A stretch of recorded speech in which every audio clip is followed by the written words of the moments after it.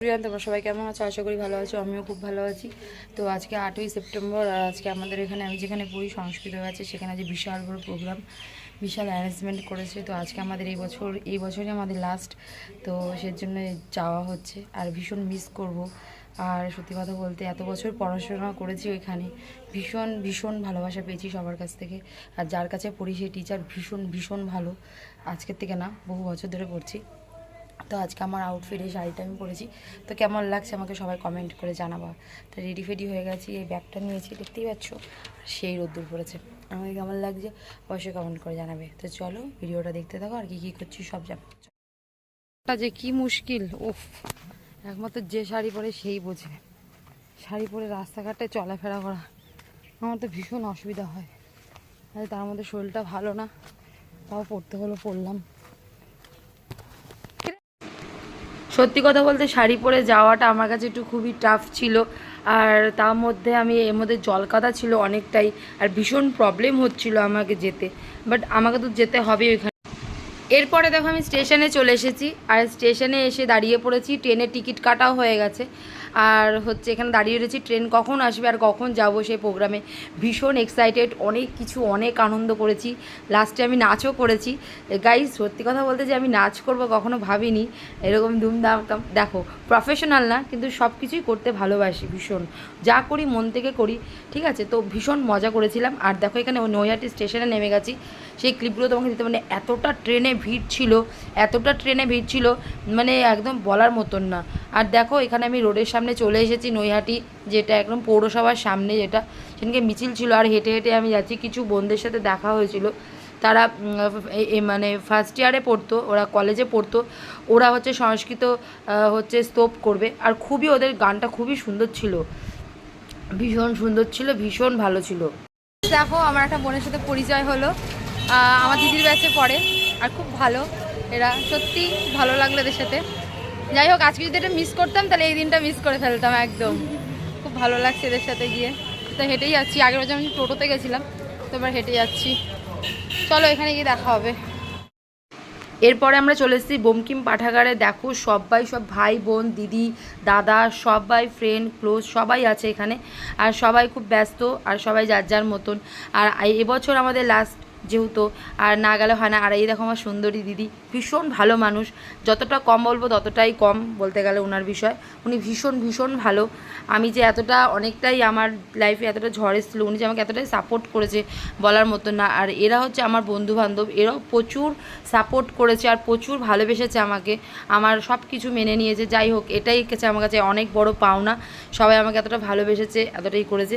আর আমার এই বন্ধুটার মনটা ভীষণ খারাপ ছিল, যেহেতু এই বছর লাস্ট সবারই, আর তার জন্য সবার একটু মন খারাপ ছিল, আর একটু কম কম কথা বলছিল। আর ভীষণ ভালো পিয়ানো ভীষণ বাজায়, ভীষণ সুন্দর ওর, আর ভীষণ ভালো ছিল সত্যি কথা বলতে। আর এই যে আমাদের দিদির বর, সত্যি কথা বলতে জামাইবাবুর সম্পর্কে যত বলবো কম ততটাই কম। ভীষণ ভালো মানুষ, মানে কোনো কিছু বলার নেই, এতটাই ভালো মানুষ এরা সবাই। আর সেদিনকে আমরা ভীষণ মজা করেছি, এতটাই মজা করেছি, সবাই মিলে একসাথে কাজ করেছি। আর এই ভাইটা, শুভজিৎ ভাইটা, এতটাই ভালো। শুভজিৎ ভাই সত্যি কথা বলতে ভীষণ ভালো একটা ছেলে, সত্যি কথা, যতটা ওর বিষয়েও কম বলবো কম না। ভীষণ খুব সুন্দর, লোকের সাথে মিশতে পারে, বুঝতে পারে, জানতে পারে। সত্যি ওর মনটা ভীষণ ভীষণ ভালো। আর ওর সাথে আমি মিশে ভীষণ আমার একটা বহুত ভালো লেগেছে। সত্যি ভাই হতে হয় এরকম, সত্যি একটা ভালো ভাই পেয়ে। প্রাক্তন রাষ্ট্রপতি ডক্টর সর্বপল্লী রাধাকৃষ্ণনের জন্মদিন উপলক্ষে একজন শিক্ষক হলে প্রত্যেকটি ছাত্রছাত্রী সেই আশার আলো, যিনি সঠিক দিক নির্দেশনা করেন ছাত্রছাত্রী। সত্যি কথা বলতে ওরা যে এতটা ভালোবাসবে আমাদেরকে, এতটা স্নেহ করবে, কখন আমরাও ভাবিনি যে এমএ ব্যাচের যে ভাই বোনরা যারা নতুন আছে তারাও যে আমাদেরকে এত ভালোবাসবে, এত সম্মান করবে, এত আহ্বান জানাবে। ভীষণ ভালো মানুষ, আর সবাই খুবই ভালো, খুবই ভালো, সবাই প্রচুর ভালো। আর বহুত মজা করেছি, আর ভাবিনি এতটা মজা করব। সিরিয়াসলি বলছি, আগের বছরের থেকে এই বছর আমি প্রচুর মজা করেছিলাম, ভেবেছিলাম না যেতে পারবো কি না, আফটার অল পেরেছি। এরপরে আমরা সবাই মিলে একটা গণেশের আরাধনা করব, চলো দেখতে থাকো।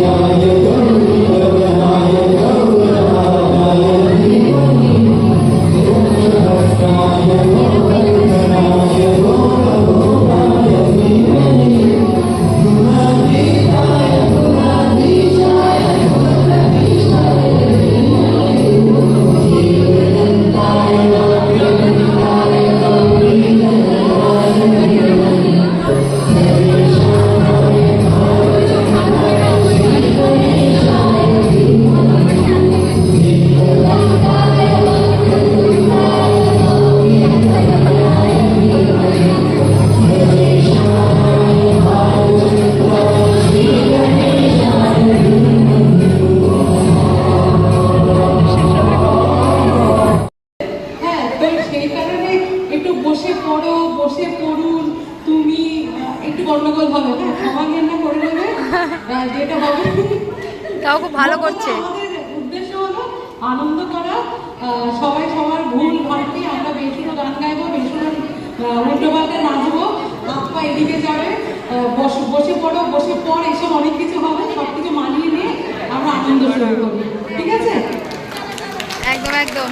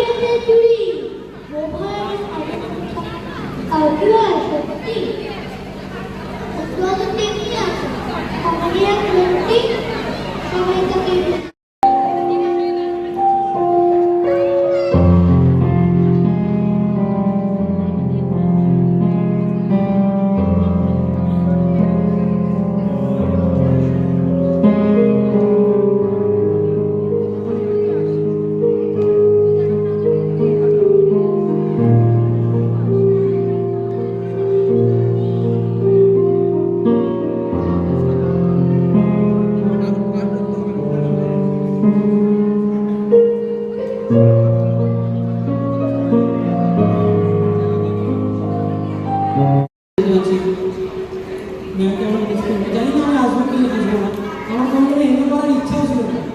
আমার বাবা যেমন পড়ি আমি সাথে পরিচয় ওখানে তাও হতো না, ঠিক আছে? তো ম্যামের সাথে অনেক কিছু আমার মেলে, তার কারণ ম্যামের জন্মদিন আমার জন্মদিন একই দিনে। তো ম্যামকে মনে তো অবশ্যই রাখবো, জানি না সামনে বছর আসবো কি আসবো না, আসবি আসবি আসবি অবশ্যই আমার চেষ্টা করবো। আমি বলছিলাম গায়ে কাটা দিচ্ছে, জানি না। তো খেলাতে যাওয়াটার সময় আমাদের গেছে পরে বর্ষা নামে একটা মেয়ে, ও বলছে একটা গান বাজা নিতে, আমরা চলে যাচ্ছি, মানে সেগুলো থেকে যাচ্ছে।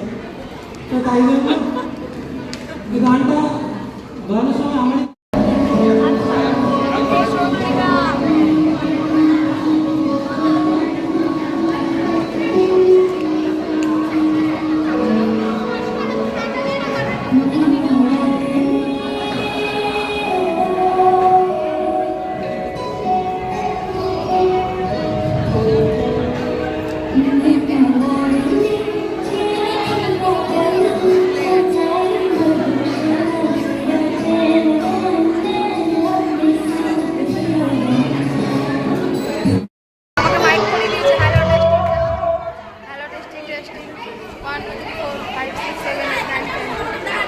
হ্যালো টেস্টিং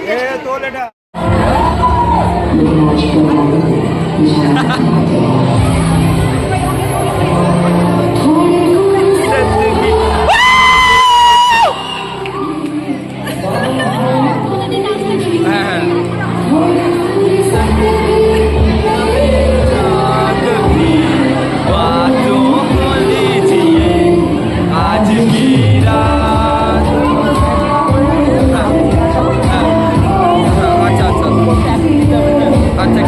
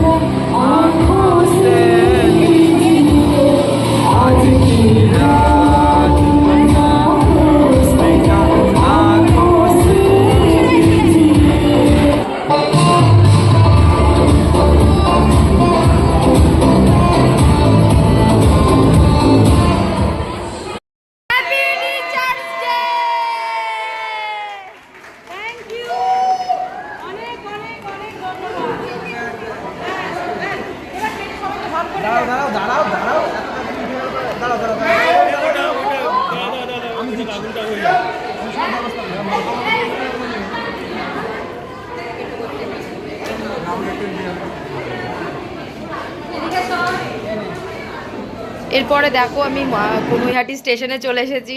কিছু বলার নেই, আমার নাচ দেখে আমি ভীষণ মানে কি বলবো, আনন্দ হচ্ছিল, একদিকে ভীষণ আনন্দ হচ্ছিল আর খুশি হচ্ছে প্রথম নাচ করলাম, স্টেজ প্রোগ্রাম করলাম। সত্যি কথা বলতে ট্রেনেও উঠে পড়েছি, উঠে পড়ার পরে এবার চলে এসেছি। আর দেখো আমি এডিটিং করতে পারছি না এত আওয়াজের চোটে। আর ভীষণ ভালো লাগলো আজকের দিনটা, যাই না ফাটিয়ে দিয়েছি পুরো একদম। তো ভিডিওটা আমার ভালো লাগলে অবশ্যই সবাই বলবে। আর তার মধ্যে ট্রেনের মধ্যে একটা গন্ডগোল হয়ে গেছিলো, একটা লোক মানে ট্রেনের মধ্যে বসেছিল, এত অসভ্য এই ভদ্রলোকটা ট্রেনের পুরো পরিষ্কার ট্রেনটাকে নোংরা করে করে খাচ্ছিল। তো ভিডিওটা আজকে এখানে অবধি। তো ভালো লাগলে অবশ্যই লাইক কমেন্ট শেয়ার করে দেবে। তো টাটা, বাই বাই।